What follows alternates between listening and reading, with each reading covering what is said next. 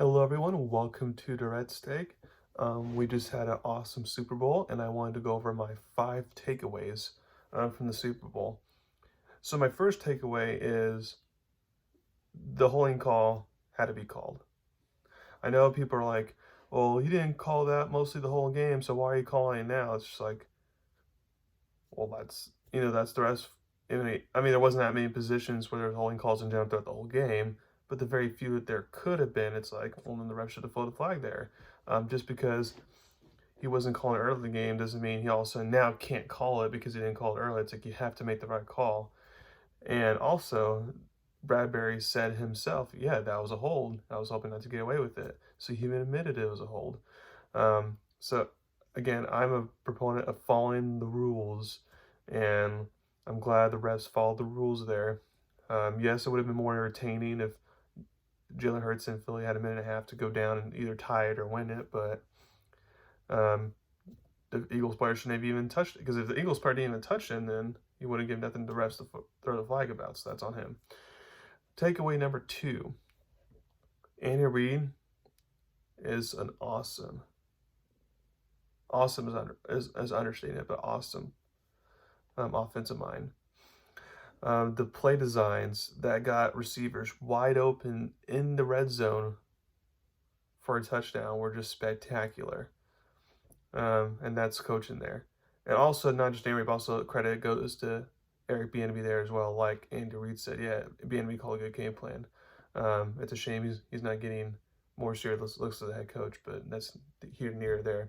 Takeaway number 3: Patrick Mahomes is that dude. Keep in mind about this.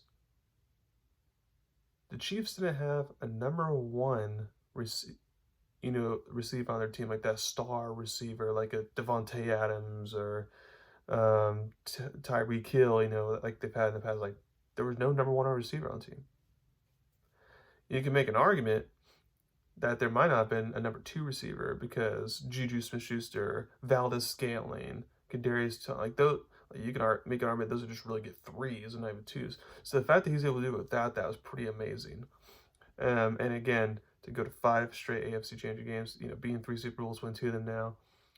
It'll be interesting to see how many more Mahomes can get before he gets up there close to Tom Brady. Takeaway number 4: the Chiefs aren't going anywhere.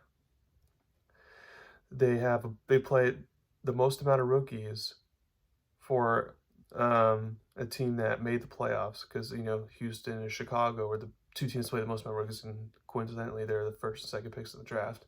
But they played a lot of rookies. They have a lot of young talent.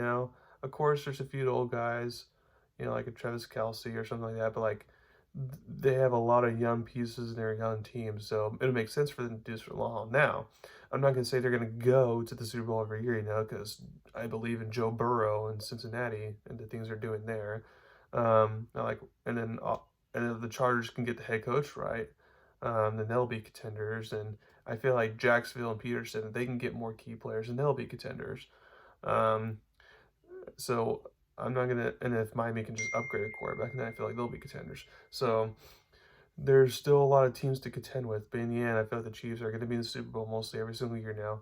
Kind of like how the Patriots were in the Super Bowl, if not winning most every year now. And then takeaway number 5. So as we found out yesterday, both the Eagles offensive coordinator got the Colts job, which that was expected, leading up to that Super Bowl, and then the Eagles defensive coordinator got the Arizona Cardinals head coaching job. Which I'll get to that another time. But what's interesting is, with a coach like Andy Reid, he can lose assistants like Doug Peterson and Matt and be just fine. Kyle Shanahan, he can lose assistants like Robert Saleh, D'Amico Ryans, Mike McDaniel, and he is just fine. But as you saw with Buffalo head coach Sean McDermott, once Brian Dable left, you see how the offense is not the same anymore. Josh Allen's regressed, turnover prone. They can only put 10 points up against Cincinnati in the playoffs at home. So we're about to see with Nick Sirianni here, okay, Are you going to be the type of coach that can keep on winning while replacing coordinators, or did the coordinators make that much of a difference for you? Now, offensively, I don't think as much because Nick Sirianni is an offensive guy, but so it's more on the defensive side. It's like, okay, let's see what you can do now. So again, first takeaway was the holding call was supposed to be called, and I support it. Second was Andy Reid is one of the best offensive minds in football. 3, Patrick Mahomes is that dude. 4, the Chiefs are going to be around for a while. And then lastly, we'll see what the Eagles look like with new coordinators, see how Nick Sirianni could do there. And just as a reminder, this weekend starts the XFL. The lead that Dwayne Johnson of The Rock is starting. I recommend you watch it. I feel like it's going to be good. I feel like it has the potential to be better than the USFL, which happened last summer, for multiple reasons why. First of all, the games will be played at the cities, instead of just having one neutral location for all the games. I didn't like that. Um, so I like so the XFL. I mean, now the practices and stuff will be all in Arlington, but like all the teams will be playing in their home stadium. So I like that aspect of it.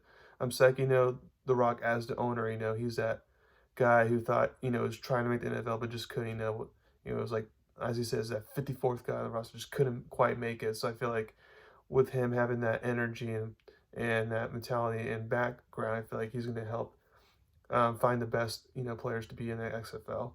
Um, and then thirdly, I feel like, being on ESPN, ABC, I mean, obviously Fox and FS1 and stuff, like, those are not bad channels to have football games on, obviously, but it's like being on the, entertainment network for the sports world, the main entertainment one. It's like, I feel like that there's going to be awesome. And then lastly, you have to remember, for if you're a hardcore football fan, back in 2020, the XFL was thriving.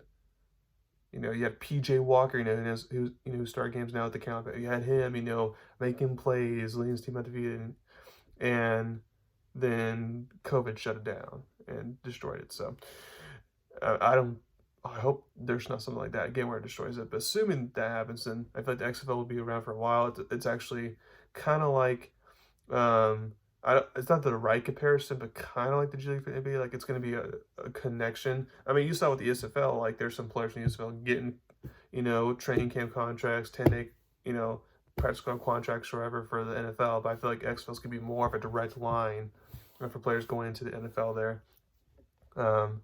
So again, hopefully the XFL, you all like it this year. I'm excited for it because it means we still got football now despite the Super Bowl being over. And then after that, USFL will go on as soon as XFL is over. So just football all around now up till August. So I like it a lot. Thank you very much for listening to my podcast today. Please subscribe to my channel, about me. Thank you very much. You have a wonderful day.